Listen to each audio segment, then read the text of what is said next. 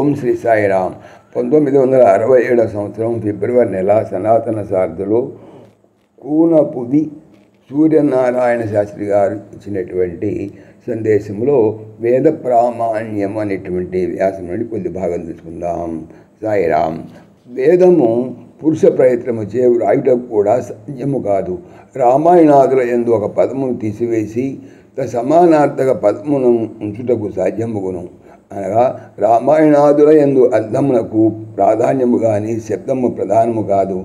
వేదమునందు అట్ల కాదు. వేదమునందు శబ్దార్థములు సర్వము ప్రధానము.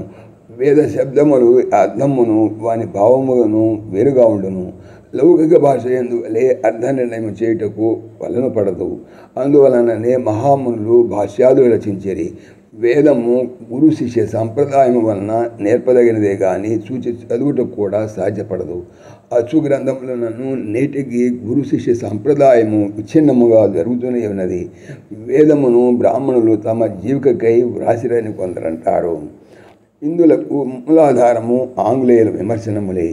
వేదమున బ్రాహ్మణులకు చెప్పిన నియమములు కర్మలు మొదలైనవి ఇతరులకు దుస్సాధ్యములు. లోక కళ్యాణమునకై కష్ట నష్టములకు వచ్చి యజ్ఞయాగాదులు చేయు బ్రాహ్మణులే ఆ నియమాదులను పాటింప సమర్థులు. అట్టి సామర్థ్యం వారికి భగవంతుడు ప్రసాదించి ఉన్నాడు.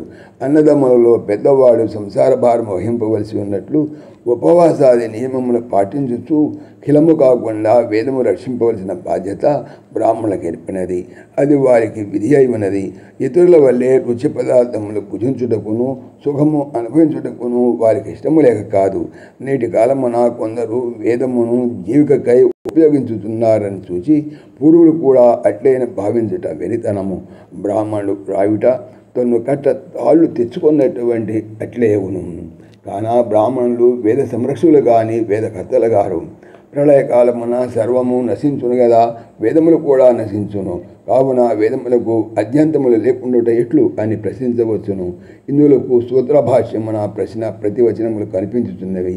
మహాప్రళయమున సర్వ వ్యవహారములు నశించును. కావున జన్మాంతర వ్యవహారము అనుసంధానము చేయుట ఎట్లు సంభవింపదో అట్లే కల్పాంతర వ్యవహారము కూడా అనుసంధానము చేయుటకు వీలుపడదు. కాన వేదమునకు అది నిధనములు లేకుండుట ఎట్లుండును? సమాధానము. పూర్వ శల్పములన్నలి హిరణ్య గర్భాదులు కొందరు ముక్తులైనను కొందరు పూర్వకల్పమున అనుష్ఠింపబడినటువంటి జ్ఞాన కర్మములు కలవారును ఈశ్వరానుగ్రహము సంపాదించిన వారును అగుట వలన మరుకల్పమున జన్మించి నిద్ర యందల విషయమును ప్రబుద్ధుడై అనుసంధానము చేసినట్లు కల్పాంతర వ్యవహారమును అనుసంధానము చేయుట ఆశ్చర్యము కాదు. వేదములే కాక సృష్టి కూడా పూర్వ సృష్టి అనుసరించే చేసినట్లు చెప్పబడుతున్నది. ఏషాం యాని కర్మాణి ప్రాక్సృష్ట్యాం ప్రతిపేదిరే తాన్యేవ తే ప్రపద్యంతే సూయమానా పునః పునః.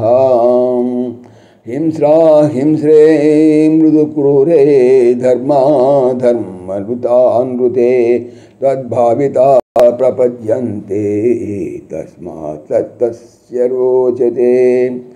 పూర్వ సృష్టి అందే ఎవరే ఏ కర్మలను పొందిరో మరు సృష్టి అందు కూడా వారు ఆ కర్మలనే పొందుదురు.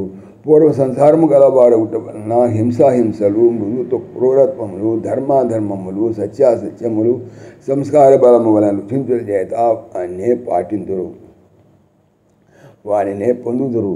ప్రలీయమానమేపి చేదం జగత్శక్త్యవశేషమేవ ప్రలీయతే శక్తి మూలమేవ చ ప్రభవతి ఇతరదా ఆకస్మికత్వ ప్రసంగాత్.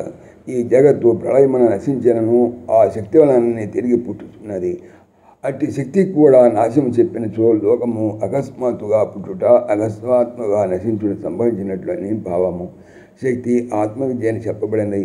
ఆత్మవిద్య చిత్ర భిత్తికయందు సంస్కారములో నిలిచి ఉండును. కాన వేదము నిత్యమనుటకు సందేహము లేదు. శక్తి మాత్రము నశింపదు. తార్కికులు చెప్పినట్లు ఈశ్వర నిర్మితమైనను ప్రమాణముట నిర్వాదము. జై సాయిరామ్. సమస్తలోకాః సుఖినో భవంతు, సమస్తలోకాః సుఖినో భవంతు, సమస్తలోకాః సుఖినో భవంతు. ఓం శాంతి శాంతి శాంతి. जय बोलो भगवान श्री सत्य साई बाबा जी की जय। जय साई राम, जय जय साई రామ్.